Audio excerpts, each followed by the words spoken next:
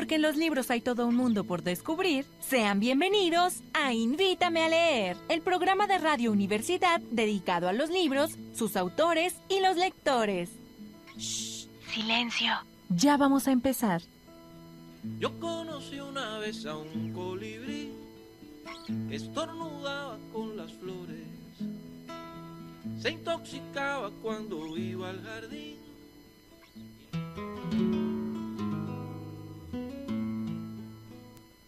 ¿Qué tal, amigos? Muy buenos días, Horacio Cárdenas, buenos días. Buenos días, Gerardo Segura, buenos días al amigos del auditorio de su programa Invítame a leer este miércoles para platicar otra vez y como siempre de las lecturas que nos gustan, nos apasionan, nos enojan y hasta nos aburren. Y algunas veces nos aburren y como lo hemos dicho antes, tenemos derecho a dejar el libro que nos está aburriendo, tenemos derecho a dejar de leer para siempre a un autor, a un libro, no importa. Quizá esto venga de la enseñanza de las bondadosas profesoras, sin duda alguna, de la primaria, Horacio, de la secundaria, que decían, hay que leer un libro hasta el final con disciplina y rigor. ¿O de dónde puede venir eso de que hay que leer un libro hasta el final? Bueno, yo creo que un principio disciplinario. Hay algo que hacer, pues hay que hacerlo de principio a fin, hay que hacerlo completo. Sin embargo, tratándose de cuestiones que deben ser placenteras, agradables, pues debe uno evaluar si aplicamos ese principio tan rigorista de acabar un libro que no nos está gustando, con el cual no nos hemos compenetrado con los autores, con los personajes, con la trama, con la propuesta del autor, con el lenguaje. Claro. Entonces,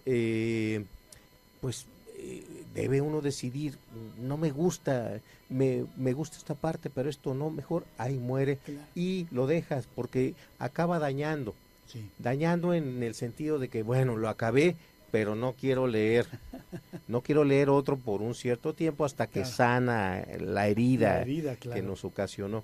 Entonces, sí, para los que somos pobres y no, pues si me costó tanto dinero, bueno, es una inversión, si no lo acabo, pues es dinero tirado. No, es más importante su tiempo, es más importante su disfrute que el cumplir. Y sí, hay gente, sobre todo ahora con las aplicaciones de los teléfonos celulares y esas cosas, donde puede uno anotar qué libros lleva leídos, cuánto tiempo se tardó, cuándo lo comenzó, cuándo lo terminó, qué otras lecturas le recomiendo, una serie de maravillas. Pero no me he topado con una parte de la aplicación que diga libros que abandoné y por qué. Claro. Y lo hablábamos ya hace algunos programas, ¿no? El derecho a abandonar un libro. Sí, es muy importante. Por ejemplo, hablando de un autor que está siempre de moda, pero ahorita un poquito más porque volvió a salir la película It, Stephen King. Él tiene una particularidad, aparte de que escribe cientos, miles de hojas que a mucha gente lo atrapan, tiene una característica que puede disgustar a mucha gente. Es bastante peladito en la forma de plantear las cosas. Podríamos decir que es casi escatológico. No me digas, ¿en qué libro estás pensando, Horacio? En el de It. Okay. En el de It, concretamente. Pues así todos, Es una característica, como que es un albur, una apuesta que él juega consigo mismo. A ver qué tanto me aguanta mi público de las vulgaridades que voy a decir. Y no vulgaridades porque pues todos los autores las llegan a utilizar desde un punto de vista pues atractivo del discurso, enganchar al lector, sentirse somos raza, somos lo mismo. No, Stephen King, aun cuando podría saltarse todas esas cosas, no, te las deja y te las machaca y te las pum. Claro. Entonces, dice uno, bueno, lo sigo leyendo, no lo sigo leyendo. Podría citar algunos ejemplos, pero son bastante escatológicos directamente. Entonces, pues, ¿por qué no nos brincamos esa parte y lo dejamos en un, más bien, clasificación A?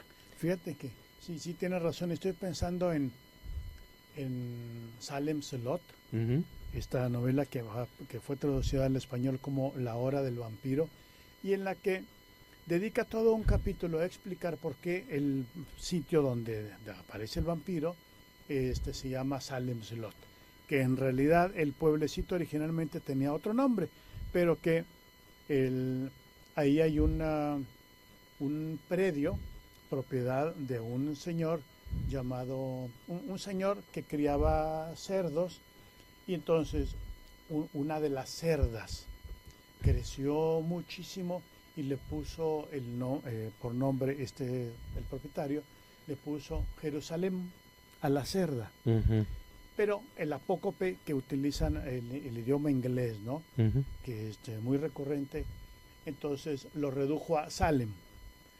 Y como estaba en un lote, pues una porqueriza. Sí, es una porqueriza, ¿no? Entonces Salem's Lot. Y bueno, eso no tiene nada de particular, porque sí, en todos los pueblos donde hay criadero de cerdos, pues pasa eso mismo, ¿no? Pero resulta que una mujer soltera tuvo un bebé fuera de lo que consideraba lo correcto, no, madre soltera, de lo que se considera correcto al interior del pueblo. No me meto para nada con nuestra moral, ni mucho menos, ni con las muchachas que así lo desean. Eso es independiente. Para fines del pueblo, una muchacha tuvo un bebé y, no sabiendo qué hacer con él, va y lo arroja en un baldío cualquiera, tras la barda de este baldío, y se va. Pues resulta que el baldío era precisamente el lote donde estaba la cerda, llamada Salem, y que lo devora.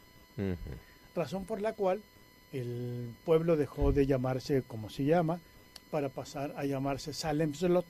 Sí. No tiene nada que ver esto que acabo de decir con la historia del vampiro, pero es esta partecita a la que te refieres. Exacto. De hecho, viendo la película y recordando el libro, porque ese sí me lo soplé íntegro, 1100 páginas. ¿El libro? El libro. Sí, como no, yo también, sí. Con un terror absoluto, debo confesarlo. Sí, por supuesto. Claro. Está el detalle del bullying. Sí. Como es de jovencitos, pero todavía preadolescentes, tiene razón. El bullying es canijo. Sí. Y al niño gordito, de gordo, de cerdo, de gorda, cerda, o sea, la parte de cambiarle el género, hacer el énfasis desmedido en el peso y demás, y en la película escogieron un personaje ni mandado a hacer, por una cara del niño, pues bastante bonito, como niño bonito, gordito. De clase media estadounidense. Así es, güerito, lo que quieran, pero aparte, a la hora que le quitan, le quitan la ropa, pues está gordito, y como que la cámara se fija en todos los detalles, llegando a un extremo que dices, a lo mejor está exagerado, como lo quiere Stephen King, crear esas sensaciones de choque, de sentirse abrumado, todavía sin entrar en la parte de terror. Así es. Pero como que esa es parte de su éxito. Primero te machaca y luego ahora sí ya te hinca el diente y te deja en la lona. En el caso de los vampiros, hincarle el diente es literal. Es literal. Pero hasta las venas. Pero por otra parte, en defensa de Stephen King y específicamente La Hora del Vampiro está de Salem's Lot, después de todo este dibujo escatológico que bien lo ha referido Horacio, y ya un poco ya entrando en materia con la novela que va caminando el vampiro, que va, pues llega un ataúd, ya te acuerdas, ¿no? Que llega el ataúd con tierra ahí a la casa que se eligió, y que hay una persona que está encargado de los trámites, que es el esquema tradicional de la novela de vampiros. El vampiro sale y muerde a la primera persona, que es una mujer. Y esta mujer es llevada no al nosocomio todavía, pero sí al forense, ¿no? Y es depositada en la losa del forense para su estudio. Y están ahí algunas personas viendo el cadáver de la mujer, que está cubierta por un lienzo, seguramente lo recordarás, y la mujer se levanta. Es con ese movimiento que sin mediar brazos, simplemente así se levanta, sí, ¿no? Y se cae el lienzo, etcétera.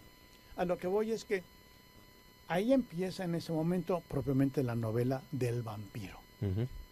Ese capítulo, Stephen King tuvo el tino de titularlo El emperador de los helados y de ponerle un epígrafe, un poema de Wallace Stevens que se llama El emperador de los helados, uh-huh, y que en apariencia no tiene nada que ver con un vampiro, pero que si uno es más o menos cuidadoso, va viendo cómo son los niños los que corren a comprar los helados del uh-huh, amigo que vende los helados, y habla de una mujer que es la mujer elegida y que es la mujer que de entre todos se levanta. Y es una síntesis de lo que acabamos de ver y lo que vamos a ver. Uh-huh. Este es solo un poemita de Wallace Stevens, que entre paréntesis los invito a leerlo, que es un poeta de segunda división, no por falta de méritos, sino por las gentes con las que se juntaba. Este poeta de la generación perdida, uh-huh, y que se le ocurre juntarse con Hemingway, por ejemplo, sí, y con Faulkner y con Dos Pasos. Bueno, pasa a segundo término, pero claro, hay que leer a Wallace Stevens, ¿no? Uh-huh, sí. Y recuerdo otro lujo que se da a Stephen King. Sí.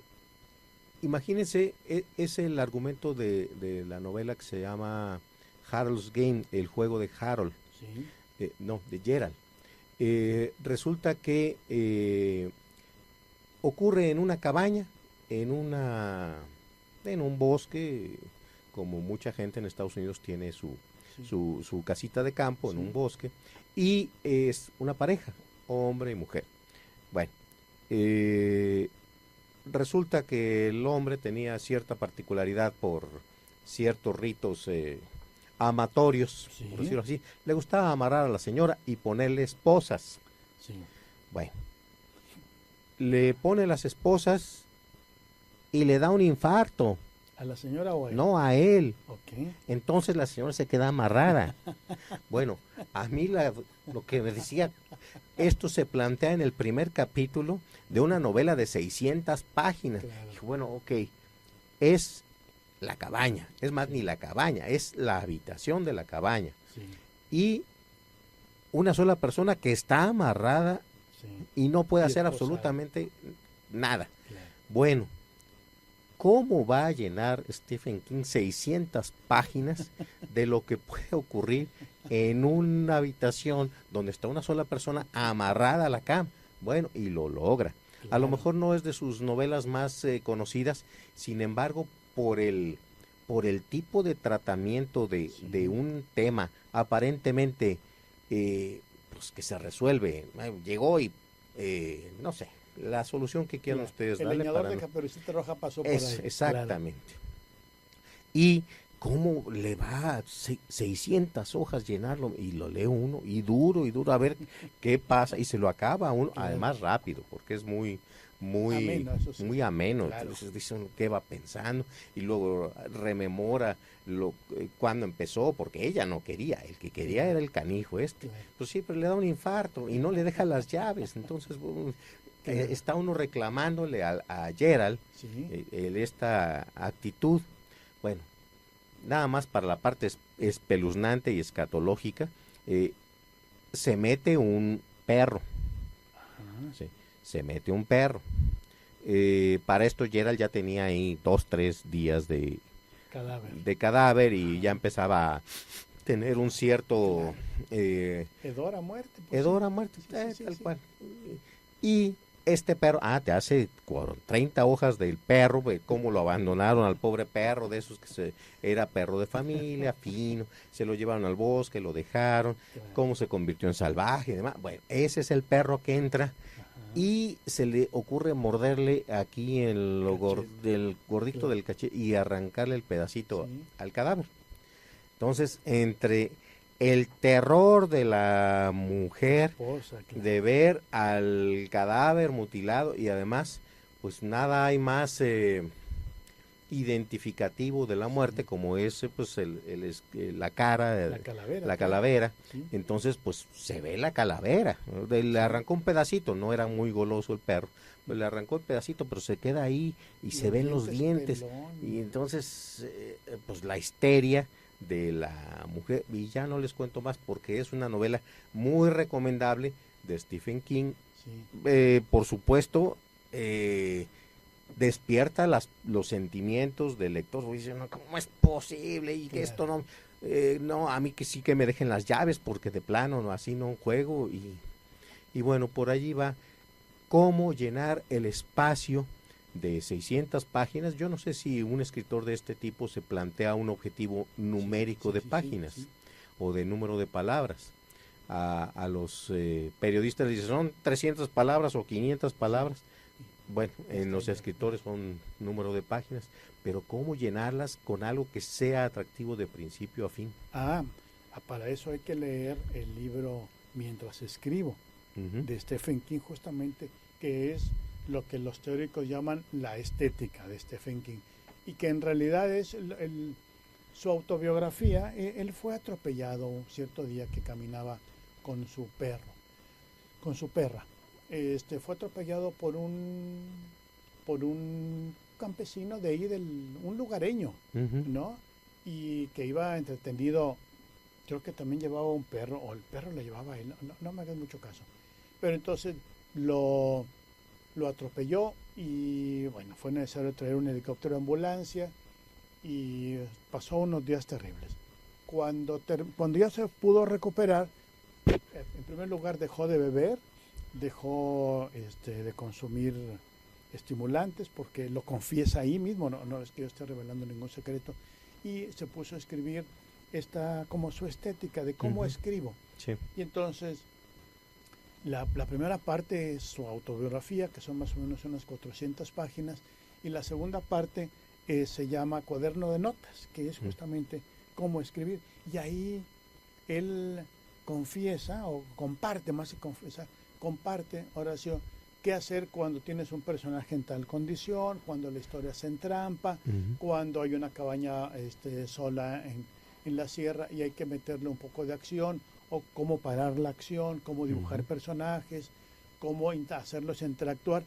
Creo, y ya aprovechando el viaje, creo que es un muy buen libro de lectura para los escritores y sobre todo para quien desee empezar a escribir ficción. De Mientras escribo, que además tiene la gran ventaja de que lo podemos bajar completito de internet, está en PDF, uno teclea Mientras escribo Stephen King PDF y ¡frum! Lo tienes ahí en español, un español castizo, si tengo que decirlo, pero que vale mucho, mucho, mucho la pena realmente leerlo. Y cuando uno termina de leer este libro, dice, con razón me tuviste como me tuviste en El Resplandor, en Cementerio de Mascotas, en Salem Slot, en todos sus libros, porque lo que vemos ahí es un habilísimo tejedor de historias, ¿no? Que eso es, al final de cuentas, Stephen King, un habilísimo tejedor de historias que es, bueno, que tiene la capacidad para poder urdir en el más artesano de los sentidos, urdir toda una historia. Y doy un ejemplo que él mismo dice, y doy como ejemplo lo siguiente.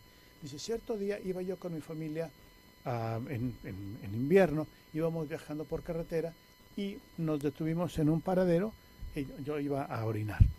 Y mientras estaba orinando, a través de del ventanuco, dice, ventanuco es una palabra castiza que se la pone en Stephen King, ¿no? Sí. A través del ventanuco advertí que a unos metros del sanitario pasaba un arroyuelo pequeñito que en ese momento estaba congelado porque era invierno, insisto. Entonces dijo, ¿qué pasaría si una persona, un señor, llega con su familia, se detiene en este paradero y rumbo al urinario resbala por este arroyito que está congelado y se va valle abajo? Sí. Y entonces, ¿qué pasa con la familia? ¿Qué pasa con el amigo? ¿Qué tendría que tener como profesión, oficio, actividad este amigo para poder sobrevivir? La pregunta es, ¿quiero que sobreviva o quiero matarlo? ¿Cómo lo mataría? ¿Qué haría mientras tanto la familia? ¿Cómo serán las investigaciones del condado? ¿Cuál es el perfil del investigador en un policía de condado, un policía rural? Y plantea N cantidad de cuestiones que uno dice, mi rey, ahí tienes la novela ya. Así es. Y bueno, a ese respecto, si buscan ustedes en internet fotografías de Stephen King, bueno, hay muchas. Feo pero, y turbador. Sí. Hay que decirlo. Creepy, como dicen creepy, los exactamente. Creepy. Pero muchas de las fotografías lo van a ver a él leyendo. Sí. Es un tipo, incluso hay un testimonio de algún periodista, un periodista que fue a Maine, ahí donde vive Stephen King, y se lo encontró. Se lo encontró porque él había oído, es que este tipo lee mucho. Sí. Esa frase de él, para poder escribir bien, hay que leer bien, leer mucho, dice Stephen King. Bueno, este periodista se lo encontró en la fila del cine, está la foto. Okay. Y Stephen King está leyendo en la fila del cine. Mientras va a comprar el boleto. Luego ya adentro, mientras empieza la película, está Stephen King leyendo así como lee uno en el cine, que no le alcanza la luz y está aquí todo torcido. Bueno, hay otra foto de Stephen King leyendo en un partido de béisbol, porque finalmente norteamericano y parte de la cultura de los pequeños pueblos norteamericanos es el béisbol. Bueno, está él en la pequeña liga y está en la tribuna y está leyendo. No es cuento de que es un tipo que lee mucho para darse idea de personajes, ideas, ver el enemigo, compararse con otros autores, etcétera. Pero no hay nada como eso, esa disciplina. Y lo que tú comentas, yo no sabía este detalle del atropellamiento, yo no he leído este libro de Stephen King, pero le da pie a una novela que se llama Adelgazamiento. Resulta que es otra vez la cuestión escatológica. Va una pareja y va en el carro y va haciendo cosas que no se deben hacer en el carro. Mientras uno va manejando. Exactamente. Si quieres te estacionas y las haces, pero manejando no. Sí, no. Claro. Bueno, total, los van haciendo sus cosas, el conductor se distrae y en esa distraída atropella a una señora. Una señora que resulta que es gitana y la mata. Y bueno, ahí ya la cuestión administrativa, la culpa, tú tienes la culpa, pues es que yo, pues es que no. Claro. Para esto, pues toda la cuestión de que habían perdido la libido durante no sé qué, y en eso pues, de repente regresa en el momento en que van manejando, y malo el cuento. Pero, como era gitana, fallece, y la parte de pagar, de la multa, de evadir la cárcel y demás, está la maldición. Lo maldicen para que cada día vaya perdiendo peso. Va perdiendo peso el culpable, se va haciendo más flaco, cosa que es la envidia, el ideal de muchas personas en este siglo. Sí, perder peso sin hacer ejercicio, ni cerrar la boca. Claro. Entonces, pero va perdiendo medio kilo, 1 kilo, todos los días va perdiendo peso. Entonces, al principio, pues, qué padre esto. Claro. No, al rato empieza a ponerse cadavérico. Y cadavérico, porque es parte de la transición, de la transición y de la trama, y de que dure hojas y hojas y hojas, pues cómo se va volviendo un cadáver viviente que la gente lo ve y la gente se espanta y van a buscar a los gitanos. Es que, perdón, no. Claro. Gitanos al fin. Claro. Gitanos al fin, pues vamos a un corte y seguimos. Muy bien. Esa es la maldición de los gitanos también. Claro.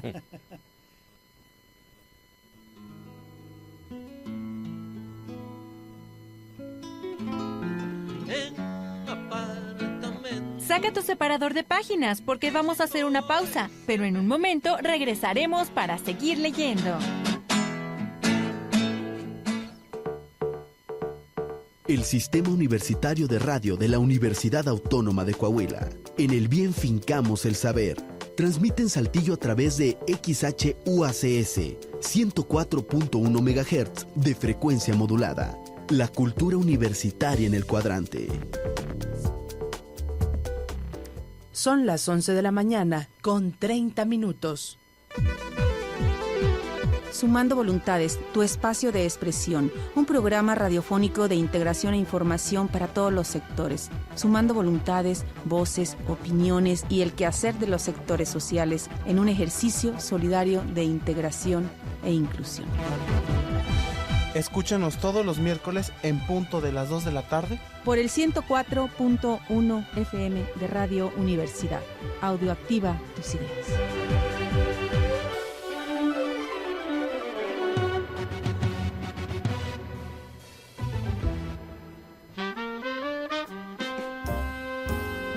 Conoce la vida y obra de los personajes y acontecimientos de la historia, el arte y la música. En Encuentros con la Historia. Todos los miércoles a las 6 de la tarde por el 104.1 de FM. Radio Universidad. Audioactiva tus ideas.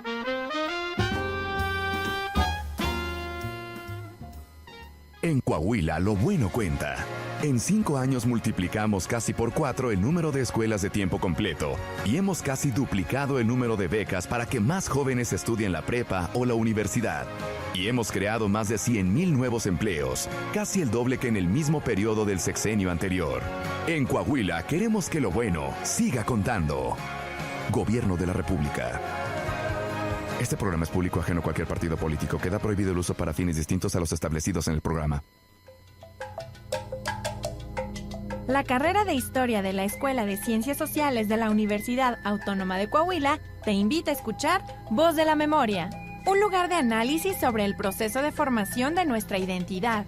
Escúchalo todos los miércoles a las 12 del mediodía por el 104.1 FM de Radio Universidad, la cultura universitaria en el cuadrante.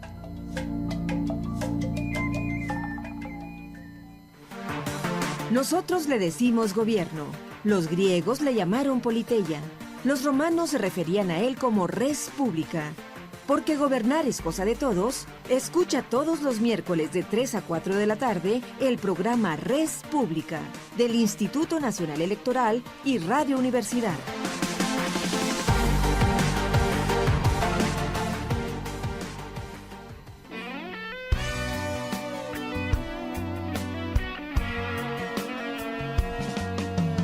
Original, mejorado o desastroso. Versiones, un programa donde comparamos temas originales con versiones nuevas y diferentes. Escúchanos todos los jueves en punto de las 4 de la tarde. Compara, decide y disfruta versiones por Radio Universidad 104.1 de FM. Audioactiva tus ideas.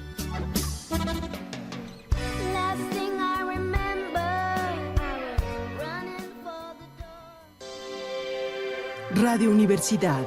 Expresión y cultura.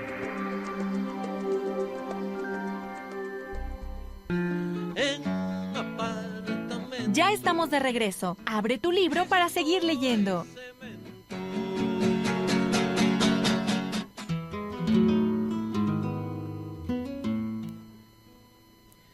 Estamos de regreso en su programa Invítame a leer y bueno, como les comentábamos... Pero espérame, no te vayas tan rápido. No. Nos quedamos con lo de la gitana, que atropella a la gitana, va perdiendo peso. Va perdiendo peso. ¿Cómo se llama la novela, Horacio? En inglés es thinner, o sea, haciéndose más delgado. Sí, es, y juega con eso, de que en esta cultura actual, todo el mundo quiere adelgazar y bueno, pues se siente, escucha la maldición y como buen millennial de estos tiempos, yo no creo nada en eso. Claro. Pues resulta que es cierto y empieza a perder peso. Okay. O sea, se va alargando durante meses en que va perdiendo gramos y gramos que se van juntando y sobre todo las facciones, así como las describe, pues es la de un esqueleto con los ojos sumidos, los labios pegados a los dientes, ya no puede cerrar los labios, y entonces él va a buscar la caravana de los gitanos, que como sabemos se van moviendo, bueno, pues los encuentra, va y es que tú matas, sí, pero no era intencional, y ahí hace alguna promesa para que le levanten el castigo, no, se lo levantan, después de una prueba y otra, le levantan la maldición, y bueno, no les cuento el final porque se empieza a recuperar, sí, efectivamente, siente como muchos de quienes tienen un accidente detrás, ya me libré, dejó a uno ahí sí, pero eso quedó en el pasado, ya la libré, no, entonces vuelve a hacer el planteamiento, no debe uno de burlarse de esas personas porque son temibles y sus maldiciones son sólidas, al grado de que vuelve a ocurrir, y es ahí donde la novela se interna en lo verdaderamente tétrico, porque lo deja uno temblando. Uno que maneja siempre está con que, bueno, con cuidado, no me vaya a pasar algo. O debería estar. Sí, claro. Y bueno, cuando va uno manejando, o tiene cuidado o no tiene cuidado, pero bueno, va en eso. Sí. Pero cuando uno no está manejando, se imagina que le pasa algo, lo sueñas, y eso es lo que refleja la novela, esa habilidad de meterse, de llegar a esos detalles del temor interno de las personas, es una pesadilla. Sí, y lo ha logrado en Cementerio de Sueños, por ejemplo, logró muy bien. Pero ahora quiero regresar a esta teoría, a esta estética de Stephen King, Horacio, amigos, y leer. Aquí en internet les digo que ahí está el libro perfectamente, si es posible comprarlo y tenerlo en físico para subrayarlo y ponerle post-it y esas cosas obsesivas que hacemos los lectores, pues mejor, ¿no? Pero si no, todo lo que busques es obtener utilidad del libro, creo que con la versión en PDF es suficiente. De entre otras muchas cosas que dice Stephen King ahí en su libro como consejos para los escritores, en esta sección de que te digo que se llama El cuaderno de notas, dice Stephen King: escribe para ti, no te preocupes por el público. Eso es útil, pero no es novedoso, ya lo había dicho Horacio Quiroga en el Decálogo del Cuentista Perfecto. Sí. ¿No? Luego, otro de los consejos que da Stephen King es: a la página en blanco no se llega ligero. En realidad, a la página en blanco se llega cuando ya se tiene todo el proyecto en la cabeza. Claro. Proyecto que, habrá que decirlo, se modifica una y mil veces durante la elaboración, porque la construcción de un nuevo universo, que eso es el texto literario, pues debe tomar muchas horas de reflexión y de idas y de venidas y de regresos y demás. Otra cosa que en la cual hace causa común también con García Márquez, dice Stephen King: no uses la voz pasiva. Y en efecto, García Márquez hablaba de no usar la voz pasiva y de no usar los adverbios. Los adverbios, escribió García Márquez, es una manera de detener la acción o de generalizarla. Se detiene con la voz pasiva, él ha dicho, ha puesto, a qué sé yo, ¿no? Y con los adverbios se generaliza. Es próximamente, generalmente, y cualquier adverbio terminado en mente es naturalmente, ¿verdad? Lo mismo que García Márquez decía. ¿Te acuerdas que en el coloquio de Zacatecas, en el coloquio de la lengua de Zacatecas, hace ya muchos años, García Márquez vino y sorprendió a todo el mundo al decir que deberíamos modificar las leyes gramaticales de la academia porque era inútil los acentos? Sí, todo el mundo dijo: perdón, ¿cómo hace eso? Sí. ¿No? Y sobre esto hay una anécdota que luego me encontré en un artículo del periódico madrileño El País. Resulta que un editor, vamos a pensar que joven, va con su superior, con el jefe de la mesa de redacción. Oiga, es que acaba de llegar la colaboración de don Gabriel y pues mire, trae aquí este errorcito de sintaxis, pues así no se escribe. Y le dice el jefe, no sé si con toda esa mala leche que tienen los editores o también cayendo en lo mismo, vaya usted a saber, así son los editores, canijos como ellos solos. Háblele y coméntele. Entonces, pues está en Madrid y García Márquez está acá en México. Cali, en México. Sí, en Colombia. Y, oiga, don Gabriel, mire, soy acá su editor. Ah, sí, ¿cómo estás? ¿Qué hubo? No, pues es que recibimos su colaboración y pues pues notamos que tiene aquí un errorcito de sintaxis. O sea que me estás corrigiendo. No, don Gabriel, es que mire que pues las reglas gramaticales. Bueno, hazme un favor. ¿Cuántas veces viene el error? Viene 4 veces, don Gabriel. Ah, bueno, muy bien. Bueno, hazme un favor, corrige el primero y los 3 restantes los dejas para que la gente se dé cuenta de que yo escribo como yo quiero escribir. Y tú no me vuelvas a corregir, y le colgó el teléfono. Entonces, bueno, pues así son los genios, por supuesto. Claro, y Gabriel García Márquez no era salvo aquella cachetada que es con Vargas Llosa, que es más bien leyenda urbana y además quién sabe cómo pasó realmente entre tantos vapores de licores y demás, quién sabe quién le pegó a quién y quién estaba, a lo mejor se iban cayendo alguno y le dio el sopapo al otro, no sé, pero lo importante de esto es que los genios tienen derecho y en eso radica su genialidad. No es que esté yo justificando esa propuesta suya, que por algo a él no lo nombraron miembro de número de la Academia de la Lengua, cosa que ocurrió con Vila Matas, con Pérez Reverte, con Muñoz Molina. Bueno, cada quien tiene su letra. Ya quisiera yo tener una letra, aunque fuera la H, que no suena, ¿verdad? Pero ellos sí tienen su letra dentro de la lengua. A don Gabriel García Márquez, pues a él no lo invitaron.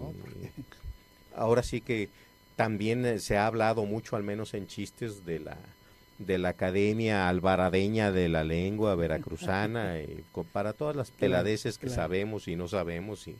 Bueno, también esas cosas son valiosas, aunque todavía no tienen carta de naturalización en la literatura. Y aquí en México, a 2 escritores, dos coahuilenses, Mauricio Buchot y Saúl Rosales, son académicos de la lengua, y un escritor de literatura policíaca, Elmer Mendoza, es académico de la lengua. Entonces, en ese sentido, manejan mucho mejor la ortografía y la gramática que García Márquez. Esto no es motivo de orgullo, desde luego, porque la gramática, como regreso a Stephen King y lo dice, no te obsesiones con la gramática perfecta. Para eso están los editores. Exactamente. Los correctores son para eso. El propio Stephen King hace aquí en de Mientras Escribo, tiene un guiño, porque no es ni dedicatoria, ni epígrafe, ni nada, pero sí es una línea sola que dice: si escribir es maravilloso, editar es divino. Así es. Y eso es lo que, porque le entrega su mamotreto literalmente a su editor, y sabe que el editor no es escritor, es editor. Así es. Corrector. Y además, digamos, se pone por encima del autor. Sí. Porque esto está mal escrito. Sí. No, pues corrígelo. Estoy corrigiendo a Gabriel García Márquez. Sí. Bueno, en ese sentido yo tengo que decirlo ahora que estamos solos y que no nos escucha nadie, tengo que decir que yo corregí una introducción, un prólogo de Fernando del Paso. Y entonces yo creo que nos llevamos bien, porque la primera me manda y me dice: señor Segura, aquí le envío el texto comprometido, y lo recibo y le hago mis observaciones, y su respuesta es: doctor Segura, he atendido sus observaciones y aquí vienen mis propuestas. Entonces, en Ida y vuelta de correo me subió de grado académico. No, sí. Y te elevó, pero por encima de Fernando del Paso. Claro, lo cual no deja de ser no es de primer nivel. Es para ponerlo en el currículum de esos que dicen que luego nadie lee cuando llega a nuestra edad. Sí. Y bueno, ahora sí que hay una frase de Ernest Hemingway sobre esto. Dice que uno debe escribir completamente ebrio, pero debe editar o corregir completamente sobrio. Y además lo agregó después, y hay que ser sanguinario con la corregida. Sí. De hecho, creo que él mismo es el que era tan obsesivo con las correcciones que corregía hasta 50 veces el mismo texto. Entonces, tampoco hay que llegar a esos niveles de perfeccionismo. Efectivamente, la inspiración es lo que va surgiendo con alegría, casi con fiebre, va surgiendo la idea, el planteamiento. Luego hay que dejar que se enfríe y ahora sí a corregir, como si estuviéramos hablando de dos personas diferentes. Distintas, así es. Sí, eso también lo señala Horacio Quiroga en este decálogo del cuentista perfecto, de dejar descansar el texto, y obviamente que lo señala Cortázar en Viaje alrededor del cuento. No, un cuento que se termina de escribir y se entrega al editor lleva la garantía de que es un mal texto. Claro, revisar y revisar y revisar es la ley de todo aquel que quiere escribir. Y otro de los tips que nos da Stephen King es, si quieres ser escritor, debes hacer dos cosas más que nadie: leer mucho y escribir mucho. Así es. Y efectivamente, en eso tiene razón. En eso creo que tiene razón. Y hay otra. La vida no es un sistema de apoyo para el arte, es al revés. El arte es un sistema de apoyo para la vida. Lo cual es, así debería ser, así deberíamos conceptualizarlo todos. Yo llego a algunas casas y no es por criticar, pero ya saben cómo es uno de criticón, las paredes vacías, si acaso uno que otro cuadrito de esos que venden en las tiendas de herramientas, ¿sí? Con espejito atrás, y dice uno, bueno, pensando en que lo que hay en las paredes pues es reflejo de lo que traes adentro. Tú, si no me acuerdo mal, tenías una excelente foto de la película Casablanca. Casablanca, atrás de mi escritorio. La escena donde está Bogart y el policía, el capitán Renault, y se está despidiendo, el avión atrás,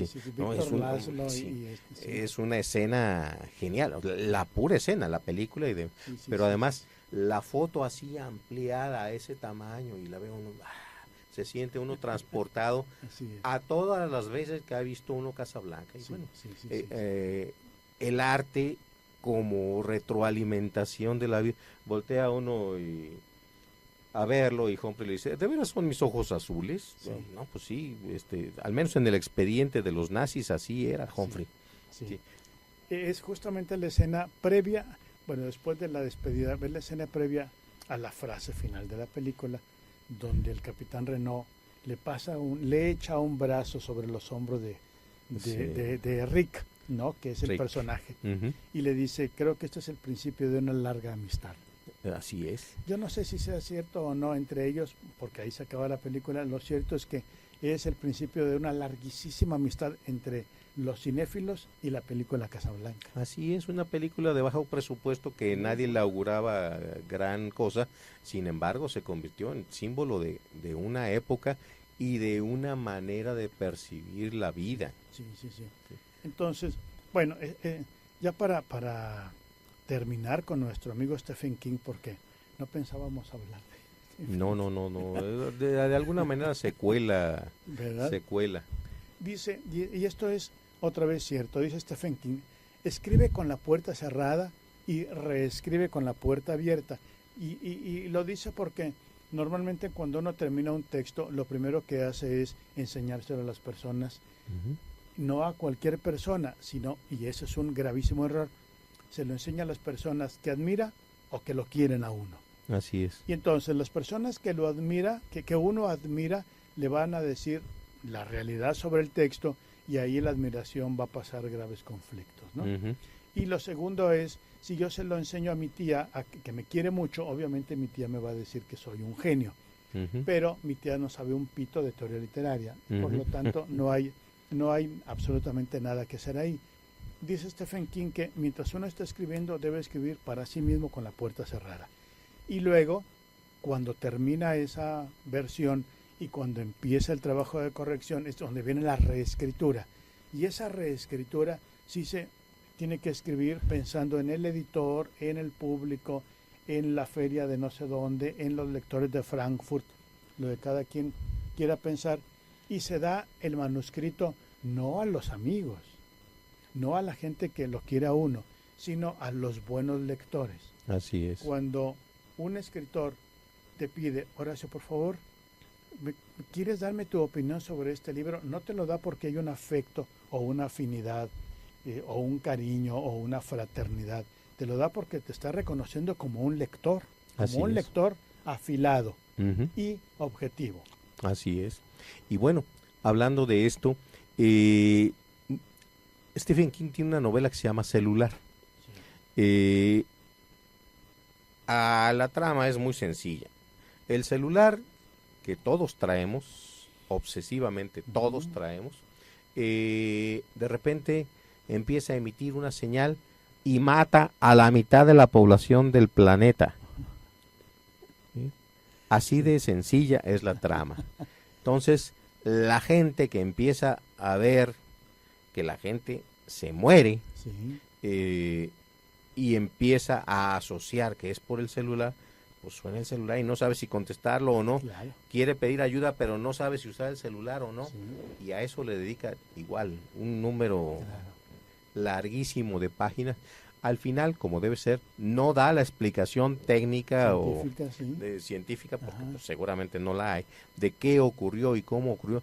Sí, pero para los millones de lectores que leyeron la obra, les hizo dudar de, híjole, y si yo soy el mismo, y si llega a ser cierto, y si llega a pasar, y esa clase de reacciones, la gente se va a acordar de la novela cada vez que suene el celular, cada vez que lo tenga que usar. Llega a establecer un vínculo entre el objeto de daño y mi intención de usarlo, no usarlo. Ese es el secreto de esta clase de escritores. Tiene otra novela que se llama Cosas Necesarias. Esas se las súper recomiendo porque se va al inconsciente de mucha gente, o de todos los seres humanos que yo haya conocido. Todos queremos algo. El que lo hayamos logrado conseguir o no lo hayamos logrado conseguir, el tocadiscos de Flor, de la tía abuela, un teléfono celular el más sofisticado, concretamente en la novela, una gorra de castor con la colita del castor, etcétera. Como la de Daniel Boone. Daniel Boone, sí. Así me lo imagino. Resulta que hay un pueblito de los típicos que pinta él en sus novelas, y llega un señor y pone una tiendita que se llama Cosas Necesarias.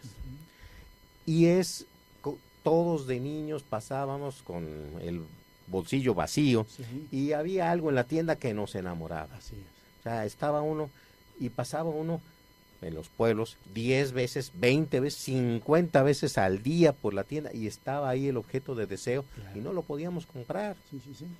Entonces, a eso llega, de eso se trata la novela, de esas cosas que todos quisimos y que no pudimos adquirir. La cosa es que aquí la oferta la hace llame usted un demonio, un espíritu, y nos obnubila con cosas que consideramos deseables o deseabilísimas, pero que son fantasía, o sea, son fantasía de uno. Y todo el mundo se da cuenta de que trae uno colgando la colita apestosa de un perro que atropellado, ni siquiera curtida ni nada. Y uno se siente soñado porque trae la gorrita de Daniel Boone. Sí. Entonces, sobre eso va elaborando cómo se mete en el inconsciente de todos los seres a partir de las cosas que deseamos, desde niños. Entonces, es una novela sugerente como pocas y realmente una joya, porque dice uno, y bueno, y a mí yo que quería aquella ambulancia chiquitita de los Matchbox y nunca tuve, bueno, pues a lo mejor por ahí va tu terror, por ahí está el propio terror de cada quien. Fíjate que esa es una parte importante de su planteamiento, porque es el terror psicológico justamente, y es el terror psicológico sobre el que está asentado esta novela de It. Sí. Cómo cambia una cosa minúscula. El payaso es para hacerte reír. ¿Y qué tal si el payaso viene y te mata? Entonces lo cambia nada más tantito y bueno, ha despertado en Estados Unidos una psicosis literalmente, porque hay globos flotando en las ciudades. Sí. ¿No? Sí. Uno no sabe de dónde salió Hay cualquier tipo de cantidad de payasos, de tipos y cantidades en cualquier ciudad, todos disfrazados como lo está planteando Stephen King. Así es. ¿No? Y de hecho llega a tener sus efectos perniciosos en la profesión. La gente, muchos le tuvimos miedo a los payasos siempre, pero de repente hay una justificación en una obra literaria y llega a afectar que la gente no quiere contratar ya a los payasos. Claro. y no quiere a los circos y demás. Hay otra novela de Stephen King, se llama Mr. Mercedes. Sí. Es un fulano que utiliza un vehículo Mercedes-Benz para atropellar intencionalmente a una fila de personas. Es el planteamiento. Bueno, describe el carro Mercedes-Benz, normalmente ha sido un objeto de deseo para mucha gente a lo largo de generaciones, y de repente ese objeto de deseo, que además es un negocio, se vende, se compra, se trafica, etcétera, se convierte en algo objeto de una novela. La gente asocia, es el Mr. Mercedes, ¿verdad? Sí, el asesino, no, yo soy aquí un humilde burócrata de altos vuelos que tiene un Mercedes. Bueno, esa clase de cosas llega a afectar la relación entre la ciudadanía en general y productos, empresas, actividades, empleos, etcétera. Sí, es cierto. Lo que concluyo de esto es acercarnos a Stephen King. No lo va a lamentar. Sí, Stephen King es un brujo, literalmente, es un brujo que seduce con su planteamiento desde la primera novela, la de Carrie. Aquella novela que Brian De Palma hizo película y en la que todo el mundo nos quedamos espeluznados, ¿no? Por lo que ocurría ahí, hasta pues esta de It, y tiene un centenar de novelas, ha vendido más de 350 millones de ejemplares, por algo será. Por algo. Va desde criaturas celestes, vaqueros, tiene razón, vampiros, payasos asesinos, esta novela del Resplandor, que es una verdadera joya de arte, El Resplandor. Sí. Y cualquier cantidad de novelas. Así es. Sí, te lo recomendamos. Aquí va el factor disonante. Él alguna vez calificó su literatura como comida rápida. Sí, de entretenimiento. Sí. Sin embargo, en comparación con los gourmets y demás de las literaturas, sin embargo, mucha gente, especialistas, lo desmintieron. Sí, podrá él no tener demasiado respeto por su propio trabajo, sin embargo, se ha convertido en una parte de la cultura norteamericana y del mundo actual. Es un referente en este momento. Amigos, Horacio, muchas gracias por su compañía. Agradecemos su atención, este es su programa, Invítame a Leer. Si no disponen otra cosa, nos escuchamos el próximo miércoles, igual, en punto de las 11 de la mañana. Hasta entonces. Por hoy se nos ha agotado el tiempo, pero no las palabras. No olvides que tenemos una cita el próximo miércoles a las 11 de la mañana para seguir leyendo, hablando de libros y de lectores. Nos escuchamos aquí en Radio Universidad. Todo por un colibrí. Radio Universidad, la cultura universitaria en el cuadrante. Son las 11 de la mañana. De la lengua veracruzana para todas las peladeces que sabemos y no sabemos y bueno, también esas cosas son valiosas, aunque todavía no tienen carta de naturalización en la literatura. Y aquí en México a dos escritores, dos coahuilenses, Mauricio Bouchot y Saúl Rosales, son académicos de la lengua, y un escritor de literatura policíaca, Elmer Mendoza, es académico de la lengua. Sí. Entonces, en ese sentido, manejan mucho mejor la ortografía y la gramática que García Márquez.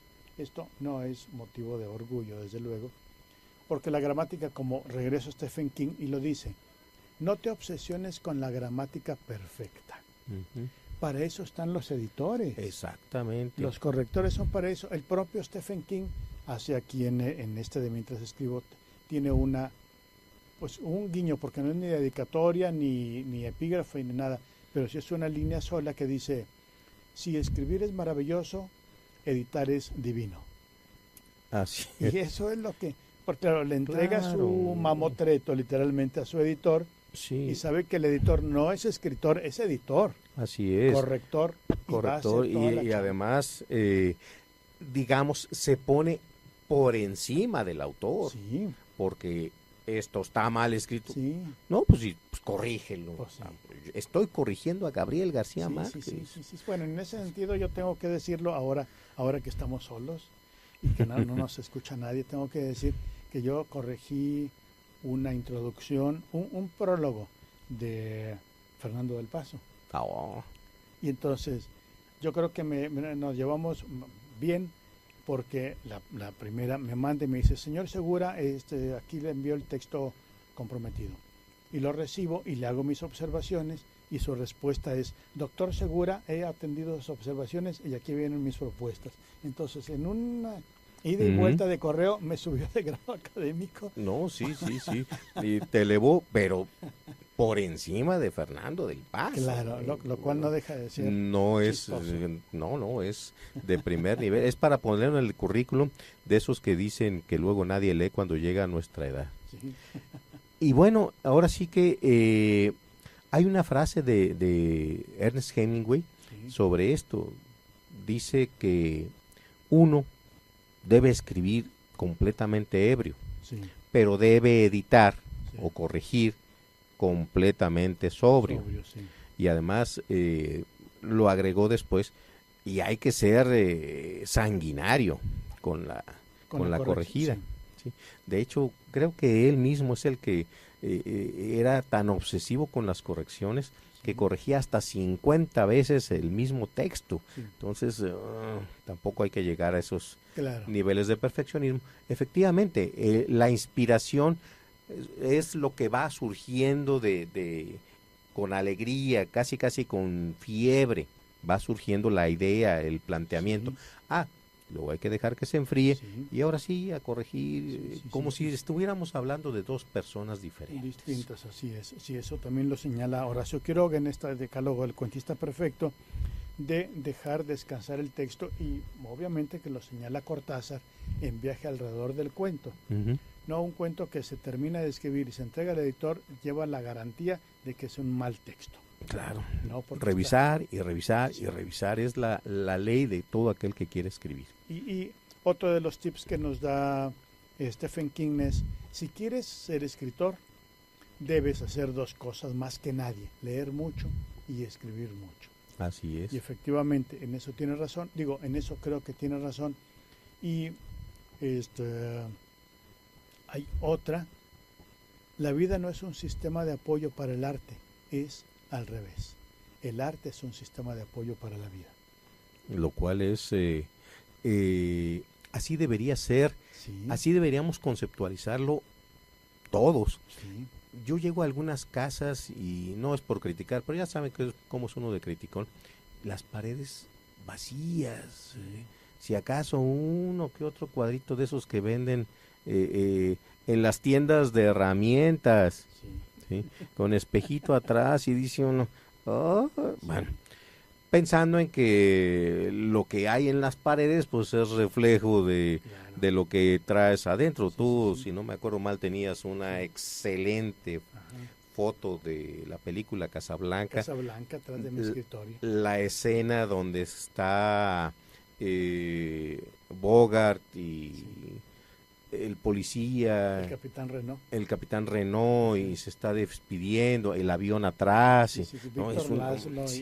Es una escena genial, la pura escena, la película, pero además la foto así ampliada a ese tamaño y la ve uno, se siente uno transportado a todas las veces que ha visto uno Casablanca. Y el arte como retroalimentación de la vida, voltea uno a verlo y Humphrey le dice, ¿de veras son mis ojos azules? Sí. No, pues sí, al menos en el expediente de los nazis así era Humphrey. Sí. Es justamente la escena previa, bueno, después de la despedida, ves la escena previa a la frase final de la película, donde el capitán Renault le echa un brazo sobre los hombros de Rick, ¿no? Que es el personaje, y le dice, creo que este es el principio de una larga amistad.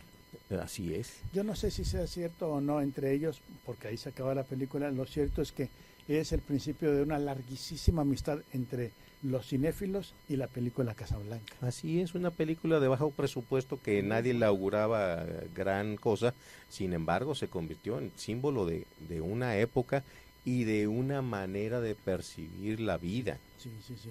Entonces, bueno, ya para terminar con nuestro amigo Stephen King, porque no pensábamos hablar de No, de alguna manera secuela. Dice, y esto es otra vez cierto, dice Stephen King, escribe con la puerta cerrada y reescribe con la puerta abierta, y lo dice porque normalmente cuando uno termina un texto, lo primero que hace es enseñárselo a las personas, no a cualquier persona, sino, y ese es un gravísimo error, se lo enseña a las personas que admira o que lo quieren a uno. Así es. Y entonces las personas que lo admira, que uno admira, le van a decir la realidad sobre el texto, y ahí la admiración va a pasar graves conflictos, ¿no? Y lo segundo es, si yo se lo enseño a mi tía, que me quiere mucho, obviamente mi tía me va a decir que soy un genio, pero mi tía no sabe un pito de teoría literaria, por lo tanto no hay absolutamente nada que hacer ahí. Dice Stephen King que mientras uno está escribiendo debe escribir para sí mismo con la puerta cerrada. Y luego, cuando termina esa versión y cuando empieza el trabajo de corrección, es donde viene la reescritura. Y esa reescritura sí se tiene que escribir pensando en el editor, en el público, en la feria de no sé dónde, en los lectores de Frankfurt, lo de cada quien quiera pensar. Y se da el manuscrito no a los amigos, no a la gente que lo quiere a uno, sino a los buenos lectores. Así es. Cuando un escritor te pide, Horacio, por favor, ¿quieres darme tu opinión sobre este libro? No te lo da porque hay un afecto o una afinidad o un cariño o una fraternidad. Te lo da porque te está reconociendo como un lector, lector afilado y objetivo. Así es. Y bueno, hablando de esto, Stephen King tiene una novela que se llama Celular. La trama es muy sencilla. El celular que todos traemos, obsesivamente todos traemos, de repente empieza a emitir una señal y mata a la mitad de la población del planeta. ¿Sí? Así de sencilla es la trama. Entonces, la gente que empieza a ver que la gente se muere, y empieza a asociar que es por el celular, pues suena el celular y no sabe si contestarlo o no. Claro. Quiere pedir ayuda, pero no sabe si usar el celular o no. Y a eso le dedica igual un número larguísimo de páginas. al final, como debe ser, no da la explicación técnica científica, porque pues, seguramente no la hay, de qué ocurrió y cómo ocurrió. Sí, pero para los millones de lectores que leyeron la obra, les hizo dudar de, híjole, y si yo soy el mismo, y si llega a ser cierto, y si llega a pasar, y esa clase de reacciones, la gente se va a acordar de la novela cada vez que suene el celular, o cada vez que lo tenga que usar. Llega a establecer un vínculo entre el objeto de daño y mi intención de usarlo, no usarlo.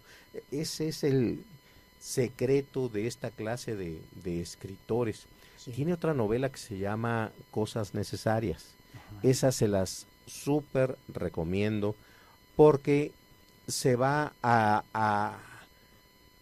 al inconsciente de mucha gente, o de todos los seres humanos que yo haya conocido.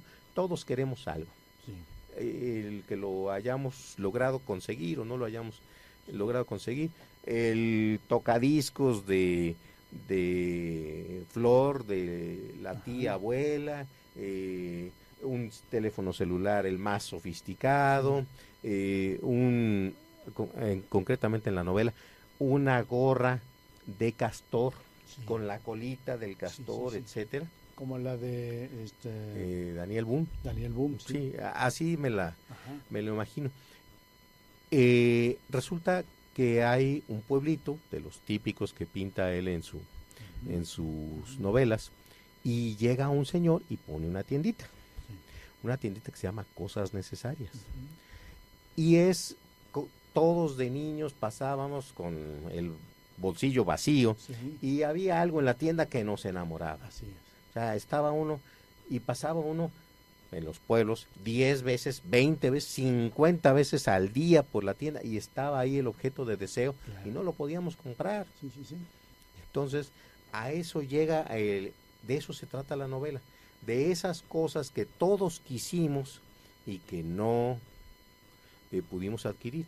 La cosa es que aquí la oferta la hace llame usted un demonio, un espíritu, y nos obnubila con cosas que consideramos deseables o deseabilísimas, pero que son fantasía, o sea, son fantasía de uno. Y todo el mundo se da cuenta de que trae uno colgando la colita apestosa de un perro que atropellado, ni siquiera curtida ni nada, y uno se siente soñado porque trae la gorrita de Daniel Boone. Entonces, sobre eso va elaborando cómo se mete en el inconsciente de todos los seres a partir de las cosas que deseamos, desde niños.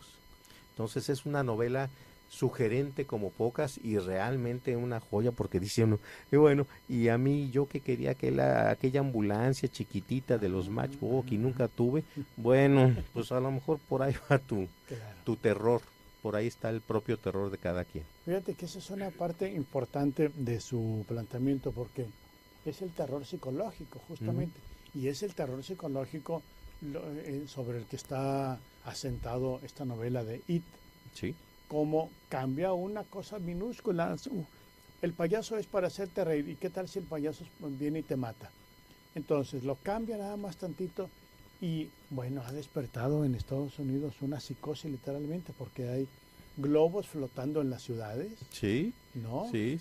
Uno no sabe de dónde salió hay cualquier tipo de cantidad de payasos, de tipos y cantidades en cualquier ciudad, todos disfrazados como lo está planteando Stephen King. Así es. No. Y de hecho llega a tener sus efectos perniciosos en la profesión. La gente, muchos le tuvimos miedo a los payasos siempre, pero de repente hay una justificación en una obra literaria y llega a afectar que la gente no quiere contratar ya a los payasos y no quiere a los circos y demás. Hay otra novela de Stephen King, se llama Mr. Mercedes. Es un fulano que utiliza un vehículo Mercedes-Benz para atropellar intencionalmente a una fila de personas. es el planteamiento. Bueno, describe el carro Mercedes-Benz, normalmente ha sido un objeto de deseo para mucha gente a lo largo de generaciones, y de repente ese objeto de deseo, que además es un negocio, se vende, se compra, se trafica, y etcétera, se convierte en algo objeto de una novela. La gente asocia, es el Mr. Mercedes, ¿verdad? Sí, el asesino. No, yo soy aquí un humilde burócrata de altos vuelos que tiene un Mercedes. Bueno, esa clase de cosas llega a afectar la relación entre la ciudadanía en general y productos, empresas, actividades, empleos, etcétera. Sí, es cierto. Lo que concluyo de esto es acercarnos a Stephen King. No lo va a lamentar. Sí, Stephen King es un brujo, literalmente, es un brujo que seduce con su planteamiento desde la primera novela, la de Carrie, aquella novela que Brian De Palma hizo película y en la que todo el mundo nos quedamos espeluznados, ¿no? Por lo que ocurría ahí, hasta pues esta de It, y tiene un centenar de novelas, ha vendido más de 350 millones de ejemplares, por algo será. Por algo. Va desde criaturas celestes, vaqueros, tiene razón, vampiros, payasos asesinos, esta novela del Resplandor, que es una verdadera joya de arte, El Resplandor. Sí. Y cualquier cantidad de novelas. Así es. Sí, se lo recomendamos. Aquí va el factor disonante. Él alguna vez calificó su literatura como comida rápida. Sí, de entretenimiento. Sí. Sin embargo, en comparación con los gourmets y demás de las literaturas, sin embargo, mucha gente, especialistas, lo desmintieron. Sí, podrá él no tener demasiado respeto por su propio trabajo, sin embargo, se ha convertido en una parte de la cultura norteamericana y del mundo actual. Es un referente en este momento. Amigos, Horacio, muchas gracias por su compañía.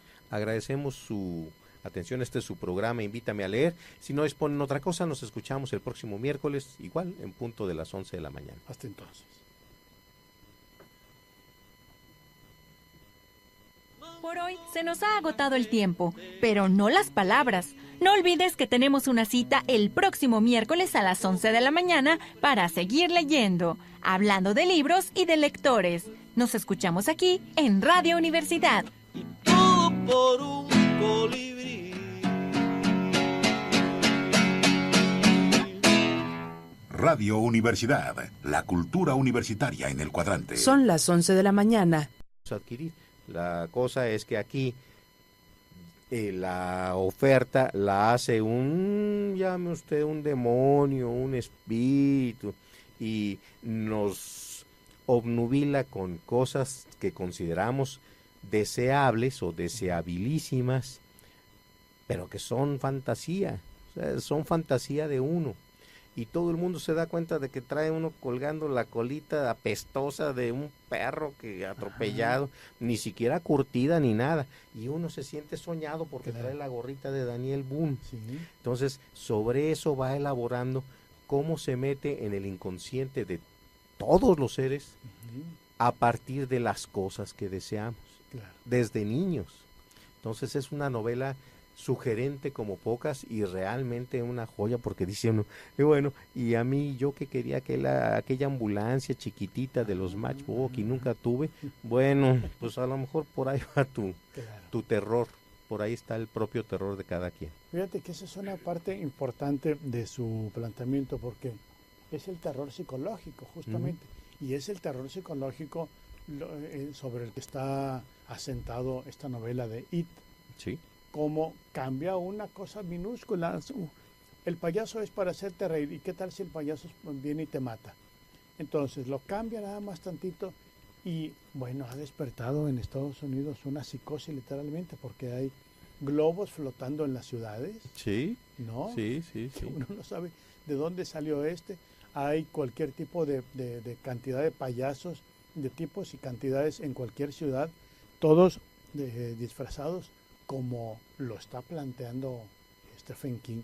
Así es. No. Y de hecho llega a tener sus efectos perniciosos en la profesión. La gente, muchos le tuvimos miedo a los payasos siempre. Sí. Pero de repente hay una justificación en una obra literaria y llega a afectar que la gente no quiere contratar ya a los payasos. Ay, claro. y no quiere ir a los circos y demás. Hay otra novela de Stephen King, se llama Mr. Mercedes. Sí. Es un fulano que utiliza un vehículo Mercedes-Benz para atropellar intencionalmente a una fila de personas.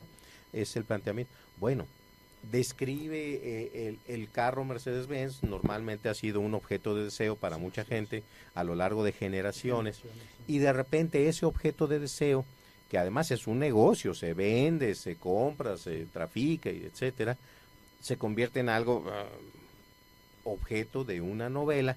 La gente asocia, es el Mr. Mercedes, ¿verdad? Sí.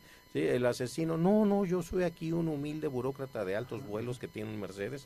Bueno, esa clase de cosas llega a afectar la relación entre la ciudadanía en general, sí, y productos, empresas, actividades, empleos, etcétera. Sí, es cierto. Lo que concluyo de esto es acercarnos a Stephen King.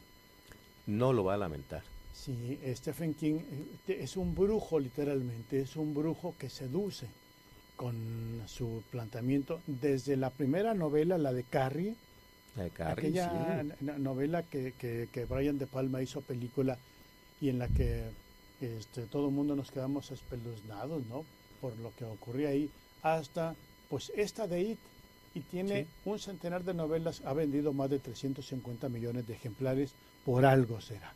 Por algo. Va desde criaturas celestes, vaqueros, tiene razón, sí, vampiros, payasos asesinos, esta novela del Resplandor, que es una verdadera joya de arte, El Resplandor. Sí.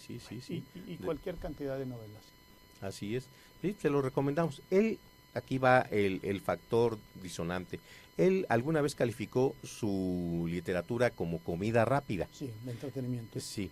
Sin embargo, en comparación con los gourmets y demás de las literaturas, sin embargo, mucha gente, especialistas, lo desmintieron.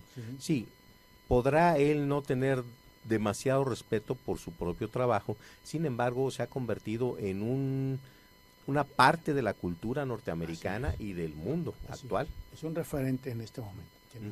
Amigos, Horacio, muchas gracias por su compañía. Agradecemos su atención. Este es su programa, Invítame a Leer. Si no disponen otra cosa, nos escuchamos el próximo miércoles, igual en punto de las 11 de la mañana. Hasta entonces.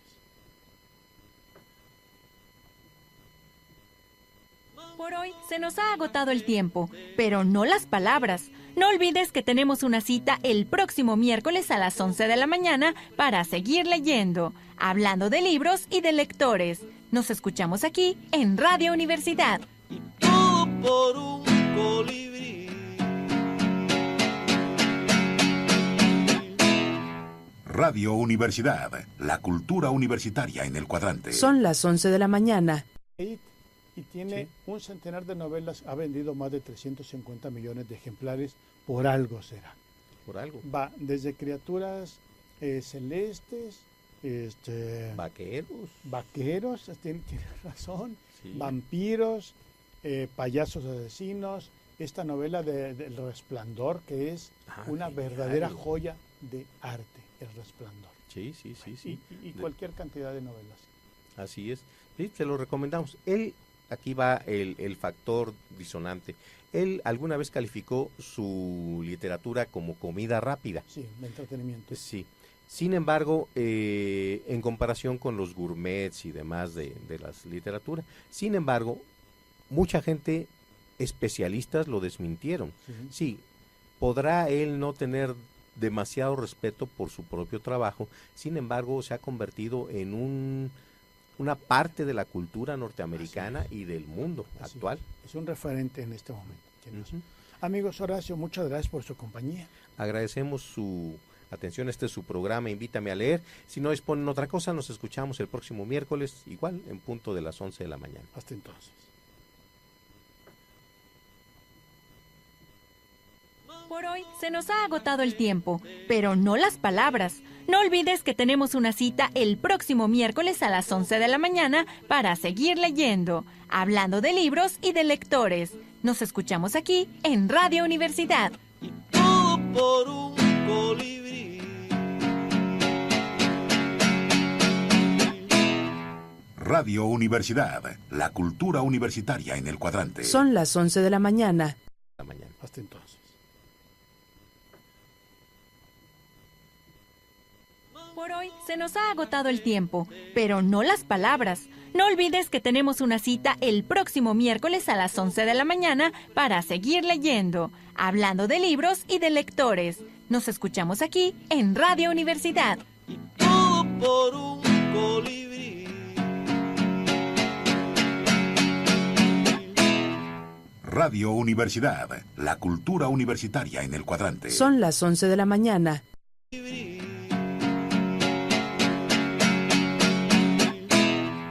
Radio Universidad, la cultura universitaria en el cuadrante. Son las 11 de la mañana. Cultura universitaria en el cuadrante. Son las 11 de la mañana. 11 de la mañana.